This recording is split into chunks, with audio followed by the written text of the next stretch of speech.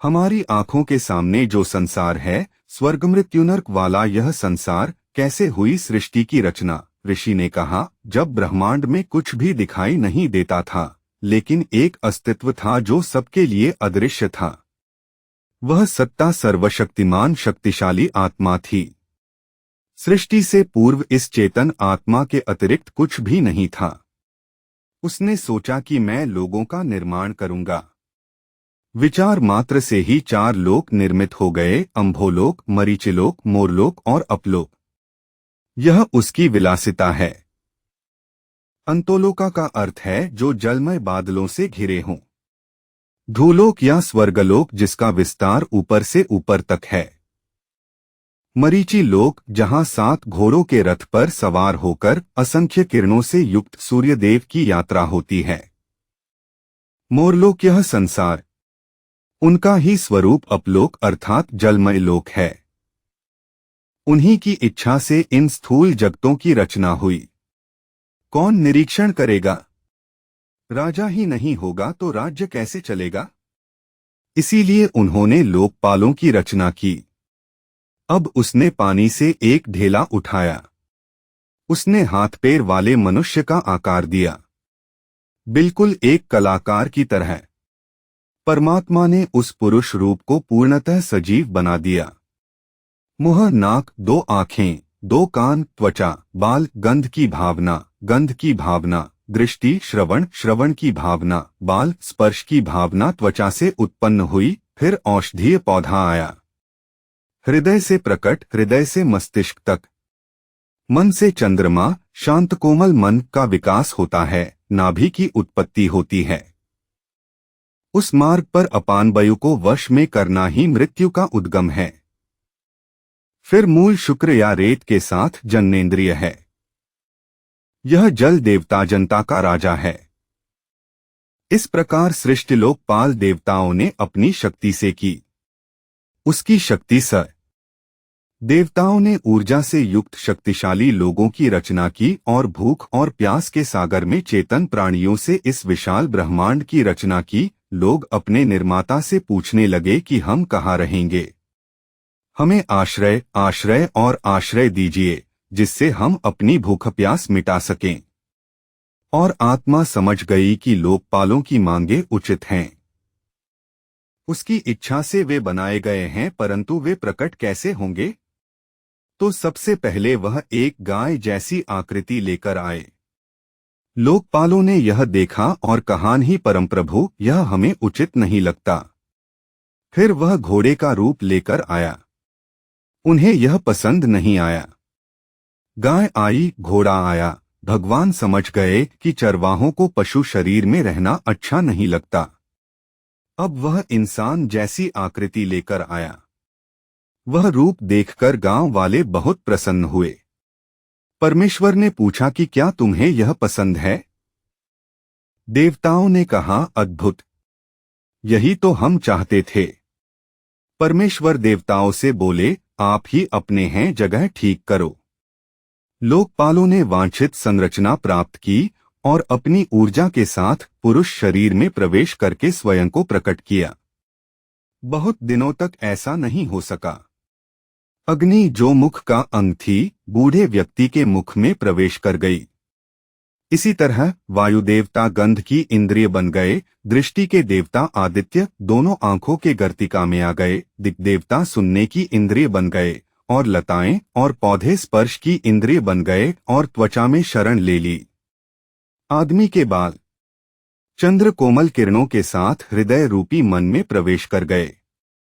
वायु के देवता ने नाभि के नीचे गुदा में शरण ली और पानी या तितली के देवता रेटा या शुक्र ने नाभि के पास गुदा में शरण ली। परमात्मा द्वारा पैदा की गई प्यास इतने दिनों तक शांत थी।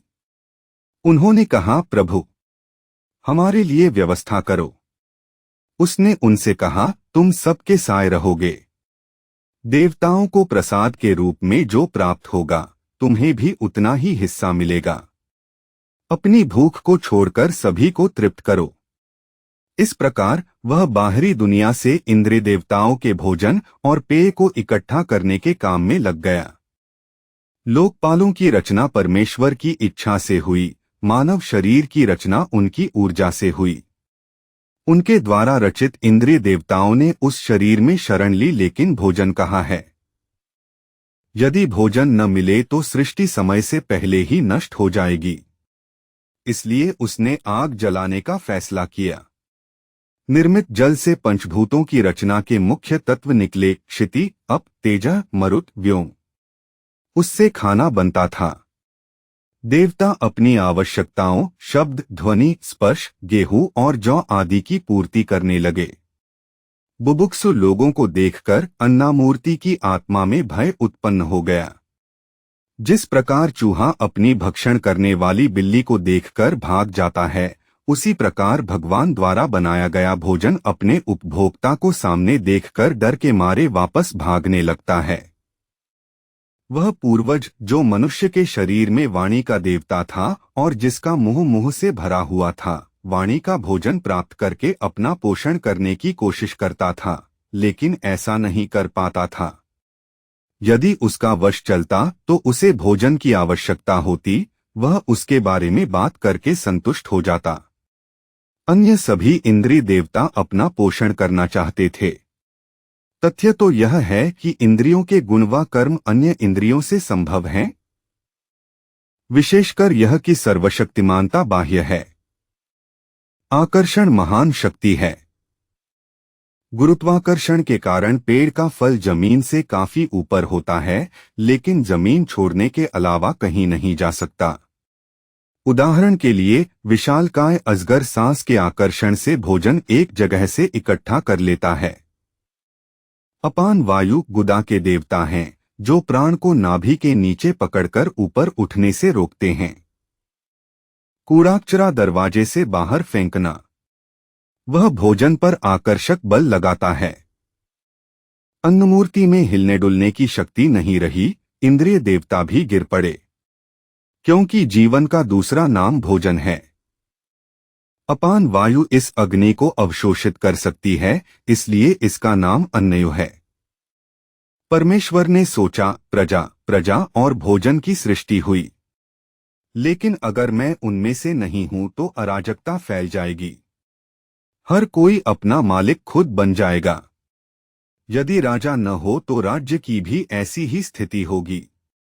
उसने यह समझाने का निश्चय किया कि उन्हें यह नहीं भूलना चाहिए कि वे मेरी शक्ति से बलवान हैं। वे चेतन प्राणियों से उत्पन्न होते हैं। मेरे बनाए इस मानव शरीर से तुम्हें केवल कर्म करने का अधिकार मिला है, फल भोगने का नहीं। इसे मेरे ऊपर छोड़ दो। वह सिर की सीमा को तोड़कर ब्रह्मरंध्र द्वार में ही प्रवेश कर गया। सिर मनुष्य का सबसे बड़ा अंग है, इसलिए परमेश्वर ने ब्रह्मतालु के माध्यम से शरीर में प्रवेश किया। इसीलिए इस द्वार को विदृति कहा जाता है। यह महान आनंद का मार्ग है, क्योंकि इसी प्रकार ब्रह्मा को जानने वाले लोगों को आनंदमय ब्रह्मा की प्राप्ति होती है। उन्होंने जीवित शरीर में प्रवेश करके स्वयं को प्रकट करने के लिए जागृत, स्वप्न और सुषुप्ति तीन अवस्थाओं का आश्रय लिया। जागते समय दाहिनी आंख में, सोते समय स्वप्न देखते समय मस्तिष्क में और सोते समय हृदय में। इन तीन स्थानों से उन्होंने इंद्रियों की सभी गतिविधियों को देखा और उनका आनंद लिया। परमात्मा जीवित शरीर में प्रवेश करके जीवात्मा बन जाता है और स्वयं को उस आकर्षण से मुक्त नहीं कर पाता। वह कहने लगा कि यह शरीर मेरा ही है। उन्होंने शरीर के भीतर से ही शरीर की संपदा की घोषणा की। जैसा कि कहा जाता है, पंचभूत के जाल में ब्रह्मा गिरता है और रोता है। दूसरा अध्याय भाग आय पुरुष शरीर में ही आत्मा सबसे पहले जन्म लेती है, उसके गर्भ में आश्रय लेती है। पुरुष शरीर में जन्मे, फिर से एक आदमी का गर्भ। यदि गर्भ स्त्री के शरीर में है तो ऋषि ने पुरुष का गर्भ क्यों कहा? गर्भ आश्रय है। आत्मा सबसे पहले इसी पुरुष शरीर का आश्रय लेती है। कैसे? आदमी ने खाना ले लिया, जठराग्नि में भोजन पचता है और शरीर के विभिन्न अंगों तक रस पहुंचाता है। इस रस ने जननेंद्रिय को आश्रय दिया। उस रस को शुक्र अथवा रेत जीवन प्ररोह कहते हैं। रेत का यह उत्सर्जन जीवन का पहला जन्म है। नर और मादा दो अलग अलग आकृतियां हैं, अलग अलग आकृतियां हैं। अंगों की कुछ विशेष विशेषताएं मादा को नर से अलग करती हैं। जब पत्नी ने पुरुष के वीर्य को अपने गर्भ में आश्रय लिया तो गर्भाशय धीरे धीरे फूलने लगा, जैसे नदियां ज्वार के पानी से उफनती हैं। महिलाओं के शरीर में यह सूजा हुआ अंग सामान्य अंग की तरह ही होता है। जन्म लेने से पहले आत्मा ने प्रिय रेत के रूप में पुरुष के जननांगों में शरण ली। यहीं पर पहला प्रेत घटित हुआ। फिर उस आदमी ने महिला के गर्भ में रेत फेंक दी। पत्नी ने इसे पाला पोसा, बड़ा किया। समय आने पर वह बालक के रूप में गर्भ से बाहर आ गया। यह भूमिष्ठा उनका दूसरा जन्म है। आत्मा ने आकार ले लिया। रेत चांदी की आत्मा महिला शरीर को आश्रय देती है और जीवन के प्रवाह को बरकरार रखती है। कौन अपनी आत्मा से प्रेम नहीं करता? जैसे पुत्र पिता की आत्मा है, वैसे ही पुत्र पिता का प्रिय है। बाप अपनों को प्यार देने को आतुर रहते हैं। पुत्र बड़ा होकर पिता का प्रतिनिधि बनता है। पिता की मृत्यु के समय पुत्र का स्वरूप ही याद रहता है। इसलिए जब वह मृत्यु के बाद जन्म लेता है तो वह उसके पुत्र के रूप में पैदा होता है। यह उनका तीसरा जन्म है। वामादेव, जिन्हें आत्मज्ञान है, कहते हैं कि जब वे अपनी मां के गर्भ में थे तब उन्होंने एक बुद्धिमान ऋषि के रूप में जन्म लिया और एक बुद्धिमान व्यक्ति बन गए।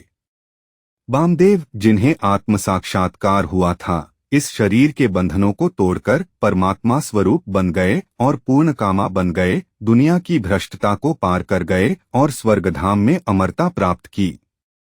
एक आजाद आदमी बन गया। अध्याय 3 भाग आए। ऋषि महिदास ने सबसे पहले कहा था कि जब ब्रह्मांड में कुछ भी नहीं था तो केवल एक इकाई थी जो आत्मा थी। अपनी इच्छा से उसने वह सब कुछ बनाया है जिसकी प्राकृतिक दुनिया में आवश्यकता है। वह आत्मा कौन है?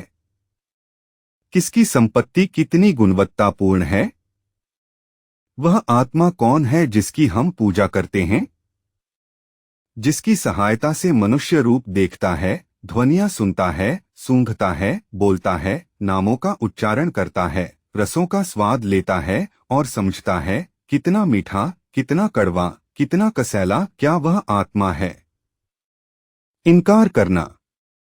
जो देखता है, सुनता है, सूंघता है, सांस लेता है, स्वाद लेता है, वह आत्मा है।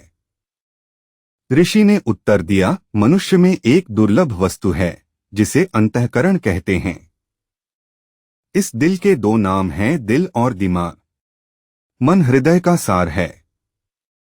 11 इंद्रियों में से मन ज्ञानात्मक और क्रियाशील दोनों है। मन को इंद्रियों का राजा कहा गया है।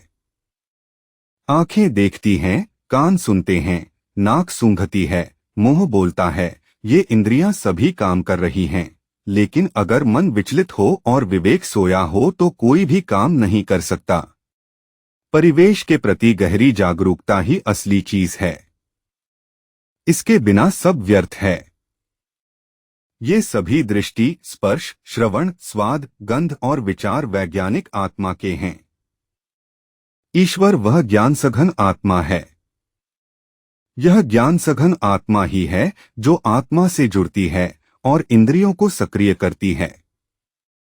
जीवित शरीर में भिन्न भिन्न नामों से इस ज्ञानी आत्मा का कार्य, वह अभिव्यक्ति, ब्रह्मांड में अभिव्यक्ति बिल्कुल वैसी ही है। यह ज्ञान संपन्न आत्मा ही महापुरुष ब्रह्म है। यह देवराज है, यह सभी देवता कहे जाते हैं। यह 5 महाभूत पृथ्वी, वायु, आकाश, जल, अग्नि या प्रकाश हैं और यह छोटे प्राणियों के साथ सर्पसत्ता भी है। अन्य प्राणियों के उत्पादक, एपिच सभी चर और स्थावर वस्तुओं का मूल बीज है। बीजांड गर्भाशय बीज वनस्पति बीज। और घोड़े गाय मानव हाथी और अन्य जानवर जो पैदल चलते हैं आकाश में उड़ते हैं, यह सब वही है। प्रज्ञा सब कुछ नियंत्रित करती है। यह बुद्धि समस्त लोकों का नियंता है और बुद्धि ही समस्त लोकों का आश्रय है। ब्रह्मा महान ज्ञान है, वह आत्मा है। हमारा भगवान कौन है? यह सर्वव्यापी ज्ञान मानव रूप को पार कर पूर्णकामा बन गया है। जिन लोगों ने आत्मचेतना प्राप्त कर ली, वे इस संसार की इच्छाओं से मुक्त होकर आनंदमय निवास में अमर हो गए।